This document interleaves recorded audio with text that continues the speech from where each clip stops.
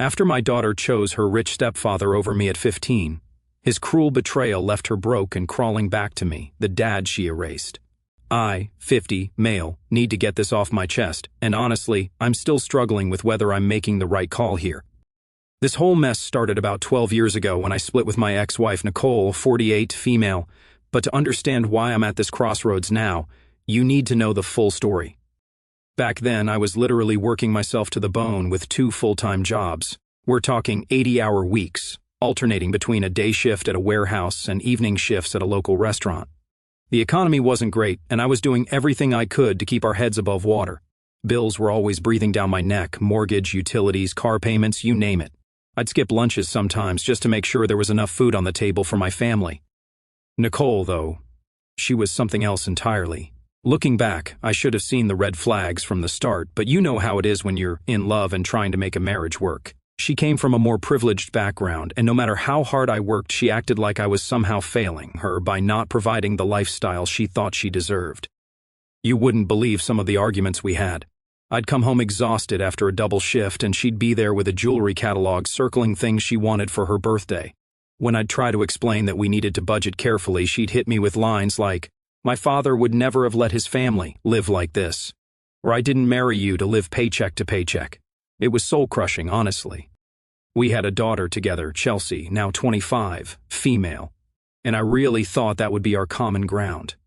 You know, that whole staying together for the kids thing. But instead of bringing us closer, Chelsea became another point of contention. Nicole would constantly undermine me in front of her, making comments about how daddy can't afford this or that, or how other kids at school had better things. I tried to teach Chelsea the value of money and the importance of hard work, but Nicole would roll her eyes and tell her not to listen to my poor person mentality. The real kicker?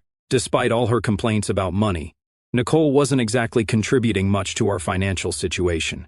She had a part-time job at a boutique, but most of her paycheck went to her personal expenses, designer clothes, salon appointments, lunch dates with her friends.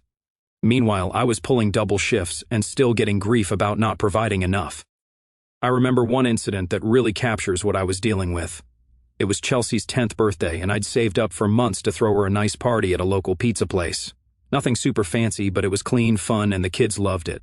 Nicole spent the entire party making snide comments about how basic everything was and how embarrassing it was that we couldn't afford to rent out that expensive indoor playground like Chelsea's classmate had done the month before. The stress was unreal. I started having anxiety attacks, something I'd never experienced before. My blood pressure was through the roof, and I was barely sleeping. The doctor told me I needed to reduce my stress levels, but how could I when every day felt like walking through a minefield of criticism and demands? I tried suggesting marriage counseling, thinking maybe if we could get on the same page about finances and expectations, we could make it work. Nicole's response? "The only counseling we need is financial counseling, to figure out how you can earn more money." It was like talking to a wall that only echoed back demands for more, more, more. Looking back now, I can see how this toxic environment was setting the stage for everything that would follow. The constant pressure, the undermining, the materialistic values being instilled in Chelsea. It was like watching a train wreck in slow motion, but I was too caught up in trying to keep everything together to see where it was all heading. I guess what really gets me now, thinking back on all of this, is how I never felt like I was enough. No matter how many hours I worked, no matter how much I sacrificed, it was always painted as some kind of personal failing on my part. The narrative was never, "Dad works really hard to provide for us." It was always, "Dad can't afford what we deserve." Living with Nicole wasn't just difficult. It was like being stuck in an endless performance review, where you're constantly being told you're not meeting expectations every single day. I'm talking about the kind of situation where you'd wake up already feeling like you'd failed somehow, and the day hadn't even started yet. Let me give you some specific examples, since many of you asked for more details. One time I remember coming home after a particularly rough 14-hour workday. I'd picked up an extra shift because Nicole had emergency shopping to do. I walked through the door to find shopping bags from high-end stores scattered across our living room. The credit card bill for that month ended up being over $3,000, money we absolutely didn't have. When I tried to talk to her about it, she looked at me like I was speaking an alien language and said, "Well, Chelsea needed new clothes for school. Want to know what these needed items were? A $400 designer backpack, because apparently the perfectly good one from last year was embarrassing. 3 pairs of shoes from some brand I couldn't even pronounce, Because all the other moms get their kids the right brands. And, get this, she'd bought herself a matching designer purse because she couldn't let Chelsea be the only one with nice things. The real kicker? When I pointed out that this would mean I'd have to pick up even more extra shifts to cover the bill, she actually said, "Well, maybe if you had a better job I wouldn't have to feel guilty about buying basic necessities." Basic necessities, that's what she called a $400 backpack. Eating out was another constant battlefield. If I suggested a family restaurant, Nicole would make this face. You know, the one where someone's trying to hide their disgust but wants you to see it at the same time. She'd spend the entire meal making comments loud enough for nearby tables to hear, "I can't believe we were eating at a place with plastic cups," or "I guess this is what passes for atmosphere these days." One time I'd saved up for 2 months to take her to a nice restaurant for our anniversary. It wasn't the fanciest place in town, but it was well reviewed and definitely above our usual budget. The moment we walked in, before we'd even been seated, she started in with, "Oh, this is where we're eating?" Then throughout the entire meal, she kept pulling up Yelp on her phone, pointing out all the better restaurants we could have gone to instead. She even made a point of telling our waiter that it was our anniversary, then adding, "But apparently this is as good as it gets." The house was another constant source of conflict. We lived in a decent 3-bedroom in a safe neighborhood with good schools, but Nicole would give tours to her friends, like she was showcasing a disaster area, and this is our cozy kitchen. We're planning to renovate as soon as someone gets a better job, or sorry about the basic countertops. Some people just don't understand the importance of granite. The worst part was how she involved Chelsea in her materialistic mindset. She'd take Chelsea window, shopping at expensive stores, pointing out all the things Daddy can't afford to buy us. She'd encourage Chelsea to make wish lists of ridiculously expensive items, then act sympathetic when I had to explain we couldn't afford them. "I know, sweetie," she'd say. "I grew up having nice things too. Some people just don't understand our standards." Even basic household decisions became exercises in humiliation. When our washing machine broke down, I researched and found a reliable mid-range model that got good reviews. Nicole turned it into a 3-week drama, refusing to settle for anything less than some premium brand that cost 3 times as much. We ended up having to do laundry at her mother's house, who of course had the expensive brand, while Nicole told everyone who would listen about how I was forcing her to live without proper appliances. The constant comparisons to other families were exhausting. Every time one of Chelsea's classmates got something new, a phone, a laptop, a vacation, it became evidence of my failure as a provider. Nicole would casually drop into conversation how all the other dads managed to afford these things. She never seemed to consider that maybe those other families had dual incomes, different circumstances, or were drowning in debt to maintain appearances. Holiday seasons were particularly brutal. Nicole would spend weeks creating elaborate wish lists, then act martyred when I suggested we needed to stick to a budget. She'd tell Chelsea things like, "Well, honey, I guess we'll have to wait and see what Santa can afford this year," with this pointed look in my direction. One Christmas she actually returned the thoughtful gifts I'd carefully chosen and saved for, declaring them not up to standard, and used the money to buy one expensive item instead. The thing that really gets me looking back is how she managed to make everything about status and appearance. Even family game nights or movies at home weren't immune. She'd spend the whole time on her phone showing Chelsea pictures of what real families were doing with their evenings. The transformation in my daughter still haunts me. Chelsea, 15, female at the time, went from being this sweet kid who used to curl up next to me watching Star Wars and asking for piggyback rides to someone I barely recognized. The change wasn't overnight. It was like watching a flower slowly close, one petal at a time, until there was nothing left of the relationship we once had. The divorce was finalized when Chelsea was 14, and that's when Nicole's new boyfriend Steven entered the picture. Now let me paint you a picture of Steven, 42, male at the time. Imagine every stereotype of a midlife crisis wrapped in an expensive suit. The guy drove a bright red Ferrari, wore watches that cost more than my annual salary, and seemed to think throwing money around was a personality trait. I tried to keep things stable on my end. I had a modest 2-bedroom apartment in a decent area, close to Chelsea's school. Every other weekend I'd plan activities I thought she'd enjoy.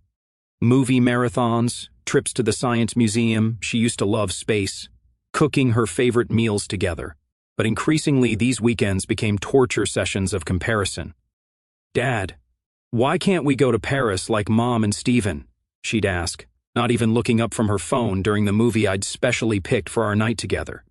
This apartment is so basic. Steven's house has a pool and a home theater. Every sentence started with comparisons to Steven's lifestyle and ended with implications of my inadequacy.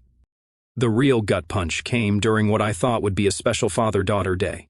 I'd saved up for months to take her to this Broadway show she'd been talking about. The tickets weren't front row. I couldn't afford that, but they were decent seats. I was so excited to surprise her. Know what she did? She looked at the tickets and said, "Oh, we're sitting in the mezzanine? Steven always gets box seats." Then she spent the entire show texting and making it clear how bored she was. Her 16th birthday was another nightmare. I'd saved up to buy her this really nice camera. She used to love photography and had even won a school competition the year before. When she opened it, she just stared at it like I'd handed her a brick. "Mom and Steven are getting me a car," she announced. "A real present." The camera ended up in her closet, never used. Later I found out she'd tried to sell it online. The attitude at school events was humiliating. During parent-teacher conferences, she'd introduce Steven as her dad and pretend not to see me sitting there. At her school orchestra performance, she played violin. She made sure I sat in the back while Steven and Nicole got the prime seats she'd reserved. When I tried to give her flowers after the show, she literally turned her back on me and posed for photos with them instead. Every interaction became a transaction. She'd call or text and my heart would leap, thinking she wanted to talk, but it was always about money. "Dad, everyone's getting the new iPhone." "Dad, I need $300 for this school trip." "Dad, my friends are all going to this concert." When I couldn't afford these things, she'd hit me with guilt trips that felt scripted by Nicole. "I guess I'm just not worth investing in." Or "Why can't you be successful like Steven?" The entitlement reached new heights when she started driving. Steven had bought her a brand new BMW for her 16th birthday. I couldn't afford to match that, but I tried to contribute by offering to pay for her gas. Instead of appreciation, I got complaints about how embarrassing it was to have to use regular gas instead of premium. She actually said, "Steven says premium gas is what successful people use. I guess you wouldn't understand that." The worst part was watching her internalize Nicole and Steven's materialistic values. She started treating her old friends differently based on their parents' income levels. This sweet girl who used to share her lunch with kids who forgot theirs was now making fun of classmates for wearing non-designer clothes. She'd come to my place for dinner and take photos of the food to send to her mom, adding sneering comments about how basic everything was. I tried everything to maintain our relationship. I went to therapy to learn better ways to communicate with teens. I picked up extra work to try to give her some of the things she wanted. I even swallowed my pride and asked Steven if we could all sit down together and talk about providing a united front for Chelsea's sake. His response? He laughed and said he'd handle the lifestyle department and I should focus on whatever it is you can actually provide. Looking back, I realized I was losing her long before she actually cut me off. Every eye roll, every comparison to Steven, every disappointed sigh when I couldn't afford something, they were all little deaths of our father-daughter relationship. But even knowing that didn't prepare me for what came next. After months of Chelsea, 17, female at the time, dodging my calls and texts with increasingly ridiculous excuses, I finally managed to get her to agree to meet me for dinner. Looking back, I should have seen the signs. She suggested meeting at this ridiculously expensive restaurant, the kind of place Steven would take her to instead of our usual diner. I think she knew I couldn't afford it, but I was so desperate to see her that I dipped into my emergency savings just to make it happen. I got there early, dressed in the nicest clothes I had, which, according to the looks from the staff, weren't nice enough. I waited at that table for 45 minutes past our agreed time, sending text after text, each one making me feel more pathetic than the last. When she finally showed up, she didn't even apologize for being late, just sat down, looked at her phone, and said, "I can only stay for like 30 minutes. I have plans later." The waiter came by, and without even looking at the menu, she ordered the most expensive items she could find. I watched her tap away at her phone while rattling off dishes I knew would cost me nearly a week's worth of groceries. When I gently suggested we might want to look at some of the more reasonable options, she rolled her eyes and said, "God, Dad, this is why I hate coming out with you. It's always about money." That's when I tried to have the talk. You know, the one where you lay all your cards on the table and hope for some kind of breakthrough. I started telling her how much I missed her, how it hurt that she was constantly canceling our weekends together, how I felt like I was losing my little girl. Her response? She put her phone down, finally looked me straight in the eye, and said with this cold smile, "You want to know the truth, Dad? I don't need you. You're always broke and can't give me the life I deserve." Do you know how embarrassing it is to have a father who can't even afford to eat at nice restaurants without checking the prices first? I sat there stunned as she continued, each word like a knife. Stephen takes me shopping and doesn't make a face when I pick something expensive. He gets me the latest iPhone without lectures about appreciating the value of money. He knows what it means to provide properly for family. Then came the real bombshell. She reached into her designer purse, a gift from Stephen, of course, and pulled out some legal papers. "I want you to sign these," she said, sliding them across the table like she was some kind of corporate executive closing a deal. "It's papers to terminate your parental rights. Stephen wants to adopt me officially." I felt like I couldn't breathe. The restaurant, with all its fancy decorations and well-dressed patrons, started spinning around me. "Chelsea," I managed to say, "you can't be serious. I'm your father. I've been there since the day you were born.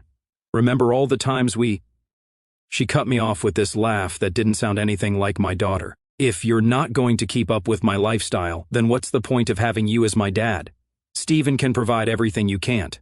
Plus, it's not like you've been much of a father anyway. When was the last time you took me on a real vacation or bought me something without complaining about the price?" I must have sat there for what felt like hours, just staring at those papers. They were already filled out, just waiting for my signature. The methodical nature of it all. How she'd planned this ambush, chosen this expensive restaurant knowing I'd be out of my element, prepared this speech. It broke something in me. "Chelsea," I tried one more time. "Money isn't everything. I love you. I've always loved you. I've worked multiple jobs, missed sleep, skipped meals, done everything I could to provide for you. Maybe it wasn't enough for your standards, but it was everything I had to give." She stood up, grabbing her purse. "Love doesn't pay for designer clothes or luxury vacations, Dad. I need a father who can keep up with the lifestyle I deserve. Stephen can do that. You can't. It's that simple." Then, as if twisting the knife wasn't enough, she added, "Oh, and you can take care of the bill, right? Since this is probably the last dinner we'll have together. You wouldn't want to end it by being cheap." She walked out, leaving me sitting there with an expensive meal I hadn't even touched, and a stack of papers that essentially asked me to erase myself from my daughter's life. The waiter came by with the check, and I handed over my credit card knowing it would be declined. I had to call my brother to help pay for the meal. One final humiliation. I didn't sign those papers that night, but something else was signed and sealed. The death certificate of my relationship with my daughter. I sat in my car in that fancy restaurant's parking lot until 3 o'clock in the morning, crying like I hadn't cried since I was a child. That conversation with Chelsea broke something fundamental in me. You know those movies where someone gets hit and you can actually hear the bones cracking? That's what it felt like, except the breaking was happening somewhere inside my chest, somewhere doctors can't reach with their instruments. The first week after, I couldn't even get out of bed. I called in sick to both jobs, using up what little PTO I had saved. My phone kept buzzing with texts from Nicole, not because she cared, but because Chelsea had told her about the restaurant incident, and she wanted to discuss my selfishness in refusing to do what was best for our daughter. Each message was like another shovel of dirt on the grave of my former life. I started making mistakes at work, basic stuff I'd never messed up before. At the warehouse, I kept misplacing orders. At the restaurant, I'd forget customers' orders or bring the wrong dishes. My managers were patient at first. I'd been reliable for years, but after the third time I nearly caused an accident with the forklift, they had to let me go. The restaurant followed suit a week later when I had a breakdown in the middle of a shift, sobbing over a plate of spaghetti, because it was Chelsea's favorite dish I used to make for her. The job losses started a domino effect. Without income, I couldn't make rent. My landlord was understanding at first, but kindness has its limits when bills need to be paid. I had 2 weeks to clear out of my apartment, the same apartment where Chelsea's height marks were still penciled on the doorframe, where her old art projects were still stuck to the fridge with alphabet magnets. Here's the part I haven't told anyone until now. Not even my therapist knows the full extent of it. For 3 months, I was homeless. Not the kind of homeless where you're couch surfing at friends' places. I mean properly, genuinely homeless. I'd spend nights on subway platforms because they were warmer than the streets. During the day, I'd wander around the city, using the last of my phone data to apply for jobs while sitting in fast food restaurants, nursing a single coffee for hours just to stay somewhere warm. The worst part wasn't the physical discomfort, it was the shame. I'd duck into public bathrooms to wash up, wearing the same clothes for days because I couldn't afford laundry. I'd avoid eye contact with everyone, terrified I'd run into someone who knew me, someone who might tell Chelsea or Nicole about what had become of me. The irony wasn't lost on me. I'd finally become exactly what they'd always accused me of being, a failure. I hit my absolute lowest point one night when I was sitting in a 24-hour diner, counting change to see if I could afford a cup of soup. The TV was playing some entertainment news show, and there was Chelsea, my Chelsea, at some charity gala with Nicole and Steven. She was wearing a dress that probably cost more than I made in a month when I was working, talking about their recent family vacation to the Maldives. The interviewer asked about her family, and she gushed about how amazing her dad was. She meant Steven, of course. I wasn't even a footnote in her story anymore. That night, I found myself standing on a bridge, looking down at the water below. I'm not proud of where my mind went, but I need to be honest about how dark things got. What stopped me wasn't hope or courage. It was a random stranger, a maintenance worker heading home from his night shift. He took one look at me and just knew. Instead of calling the police or trying to talk me down with platitudes, he just stood there and shared his sandwich with me. We didn't even talk much, but that simple act of human kindness saved my life that night. The next morning, I swallowed what was left of my pride and called my younger brother. He lived in another state, and we hadn't been close since I married Nicole. She'd always looked down on his blue-collar lifestyle. He didn't hesitate. He just said, "I'm coming to get you," and drove 6 hours to pick me up. My brother let me crash in his basement, but more importantly, he helped me find a therapist who worked on a sliding scale. Those first few sessions I couldn't even speak. I just sat there and cried. The therapist suggested I start journaling, which felt stupid at first, but it helped me start processing everything. I also started going to the gym with my brother, not because I cared about getting in shape, but because it was somewhere to go, something to do that didn't involve thinking about Chelsea. There's something therapeutic about lifting weights when you're carrying that much emotional baggage. Every rep felt like lifting another piece of my old life, examining it and choosing whether to keep it or let it go. Recovery isn't a straight line. That's probably the most important thing I learned during this period. Some days you're taking steps forward, and others you're right back in that dark place, counting ceiling tiles in your brother's basement and wondering how your life ended up here. My brother, 44, male, was my saving grace during this time. Though I didn't appreciate it enough at first, he'd wake me up every morning at 5 o'clock for the gym, even when I'd curse at him and try to pull the covers over my head. "The weights don't care about your problems," he'd say, "but they'll help you carry them." It became our routine. Lift, shower, job hunt, therapy, repeat. The first real victory came 3 months into living with him. I landed a job at a logistics company. Nothing fancy, just entry-level work coordinating deliveries. The pay was modest, but it was steady, and more importantly, it was something I could build on. My boss, 52, male, was this gruff but decent guy who'd been through his own divorce hell. He saw something in me and started mentoring me in the business. That's when I met Rachel, 46, female. She wasn't some romantic comedy meet-cute. She was the HR representative processing my benefits paperwork. I must have looked completely lost trying to figure out the insurance forms because she offered to help me during her lunch break. We got to talking, and it turned out she was also divorced with 2 kids. Here's the thing about Rachel that hit me hard. She didn't try to fix me. After Nicole's constant criticism and Chelsea's materialistic demands, Rachel's simple acceptance of who I was felt almost foreign. When I told her about my past, including the homeless period, which I was deeply ashamed of, she just listened. No judgment, no advice, just genuine empathy.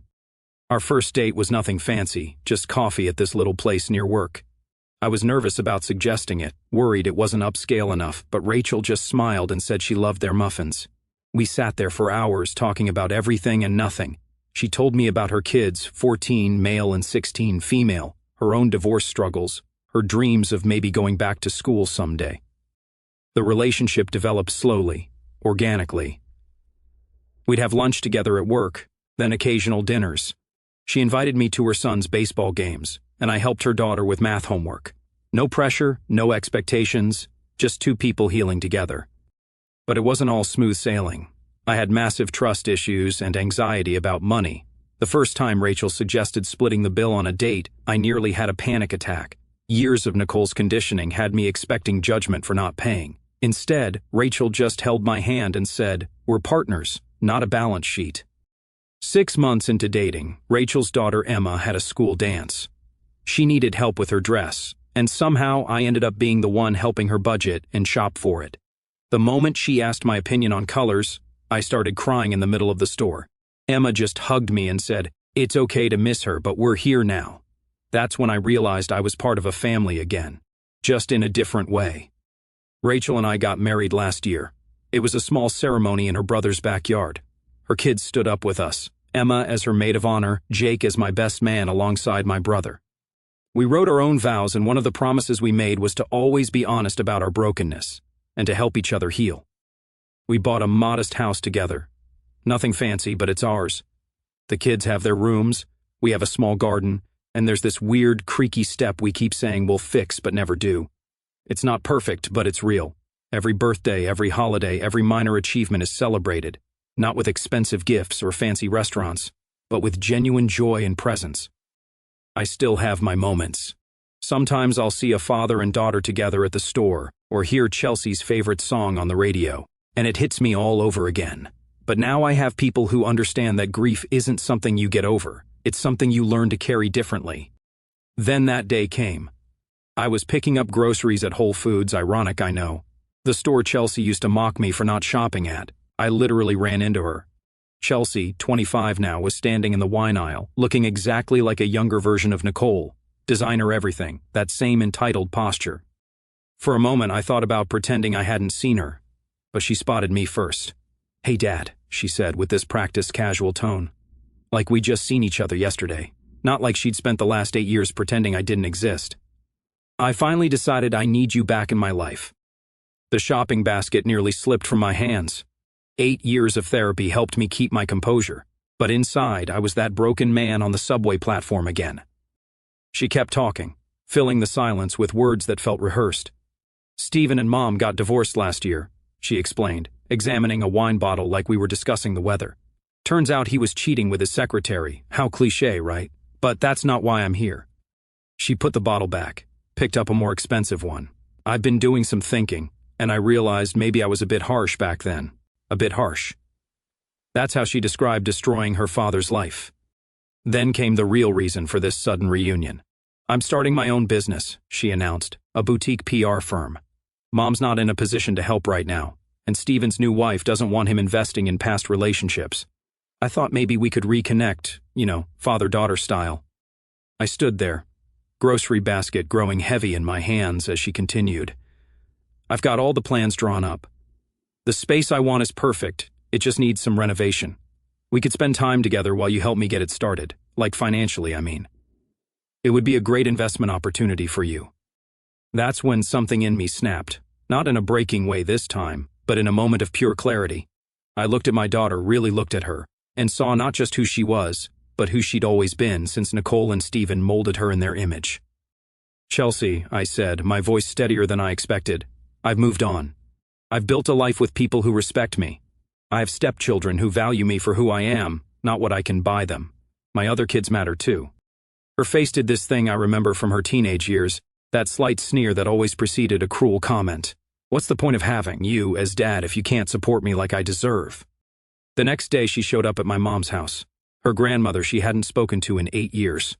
My mom called me immediately, telling me how Chelsea had burst into tears talking about how much she missed her family and needed support during this difficult time.